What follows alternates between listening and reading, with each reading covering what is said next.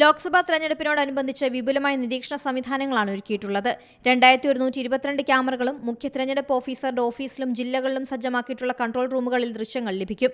സംസ്ഥാനത്തെ ചെക്ക് പോസ്റ്റുകളിൽ നിന്നുള്ള ദൃശ്യങ്ങൾ, പെരുമാറ്റച്ചട്ട ലംഘനം കണ്ടെത്തുന്നതിനുള്ള ഫ്ലൈയിംഗ് സ്ക്വാഡുകൾ, സ്റ്റാറ്റിക് സർവേലൻസ് ടീം എന്നിവയുടെ വാഹനങ്ങളിൽ ഘടിപ്പിച്ചിട്ടുള്ള ക്യാമറകളിൽ നിന്നുള്ള ദൃശ്യങ്ങൾ തുടങ്ങി തെരഞ്ഞെടുപ്പുമായി ബന്ധപ്പെട്ട് നടക്കുന്ന പ്രധാന പ്രവർത്തനങ്ങളെല്ലാം തത്സമയം നിരീക്ഷിക്കുന്നുണ്ട്.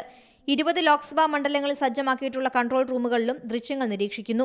തിരഞ്ഞെടുപ്പ് ഉദ്യോഗസ്ഥർക്ക് പരിശീലനം നൽകുന്ന കേന്ദ്രങ്ങളിൽ 391 ക്യാമറകൾ സ്ഥാപിച്ചിട്ടുണ്ട്.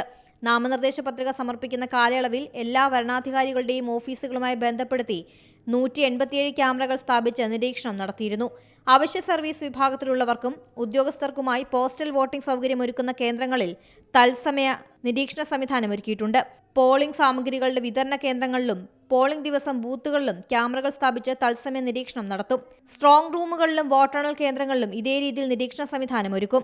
സുതാര്യവും സുരക്ഷിതവുമായി തിരഞ്ഞെടുപ്പ് നടത്താനുള്ള ക്രമീകരണങ്ങളുടെ ഭാഗമായാണ് തത്സമയ നിരീക്ഷണ സംവിധാനങ്ങൾ ഒരുക്കിയതെന്ന് മുഖ്യ തിരഞ്ഞെടുപ്പ് ഓഫീസർ അറിയിച്ചു. News desk Zee Malayalam news.